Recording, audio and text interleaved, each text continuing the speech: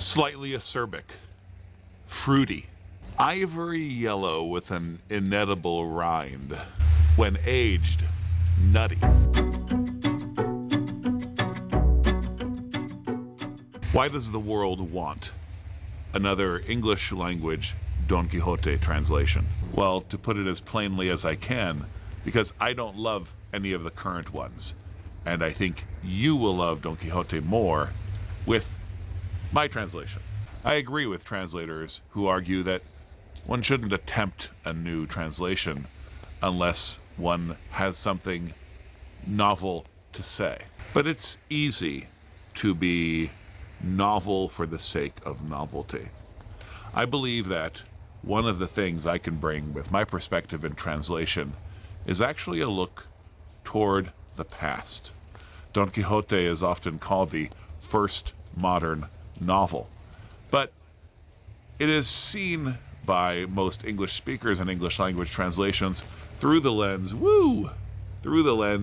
of the Enlightenment, through the lens of cynical, existentialist, nihilistic works such as Candide.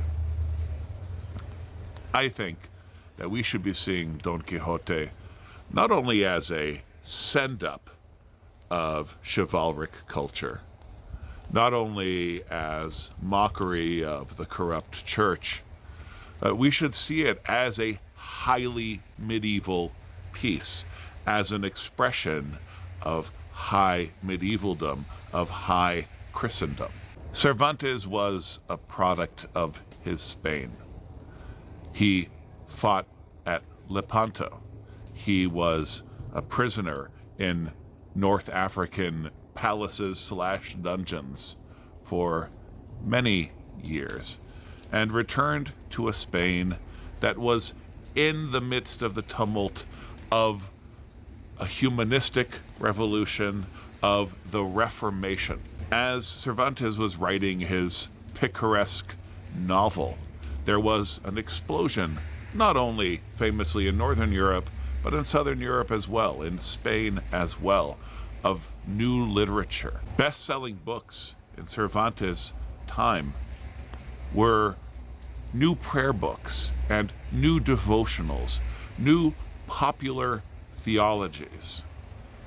And so, when Cervantes is mocking the church, we can see it through a 16th century lens. We can acknowledge it not as a rejection of Christianity, but as a challenge to a corrupt church. In a sense, this is a reformational novel. It is certainly a product of that time, and an affirmation of so many of the things that are often interpreted as being rejected in the Quixote. Chivalry is mocked, but is nobility mocked? The Quixote isn't just funny in an acerbic sense, although it is that. And the diarrhea scene will have you in stitches. It is also glad and joyful. It is an affirmation of the worth of living life. Now, what qualifies me to engage in such a venture? Well, fundamentally, of course, my language skills, but first, I hope that you are seeing through this video my passion for this work and my desire to see the English-speaking West take on the Quixote more seriously. There is no character in all of Western literature who is more recognizable. And yet, how many of us have read the Quixote? And of those of us who have, how many have read some abridged or radically shortened form, have read a few excerpts? This really is a glad and joyful book, and one I think can be easy to read. My translation will not be overly pedantic or stentorious. Neither will it be too cynical. This will be a glad translation, a Chestertonian translation. I am a lover of letters and grew up basically trilingual. As a speaker of Portuguese and Spanish, as a native speaker of Portuguese, and a near native speaker of Spanish with a mother raised in Peru and family in Chile. As a student of Latin and of the classics, I developed a fondness for Iberian literature. One of my pet projects that maybe one day I'll get to pour more time into is a translation of the Cid. And one of the things that I think I can bring to this translation is not only Castilian Spanish, the Spanish that you're familiar with, but an Iberian perspective on a lot of the etymology and intent of Cervantes's words. I have a passion for the Castilian language, but also a passion for Iberia. I hope you'll sign on to this project, that you'll support this project, get yourself the book when it's done.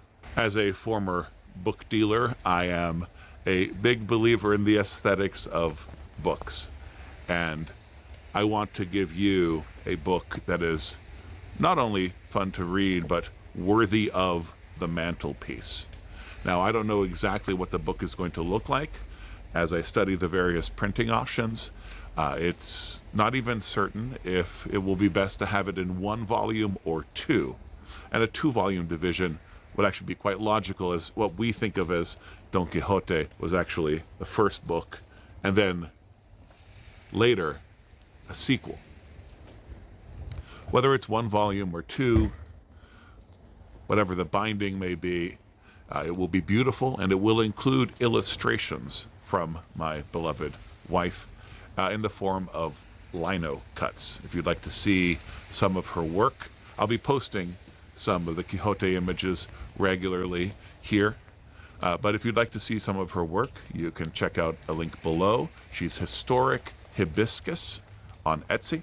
If you support this project, you'll be added to a Substack in which you'll be able to follow along and read the chapters as they are completed and released. Those chapters, as they're released on the Substack and you can follow along, will not be the final drafts, and so even comments and insights will be welcome. I think that this will be an adventure we end up having together. So join me and let's form a merry band of knights errant.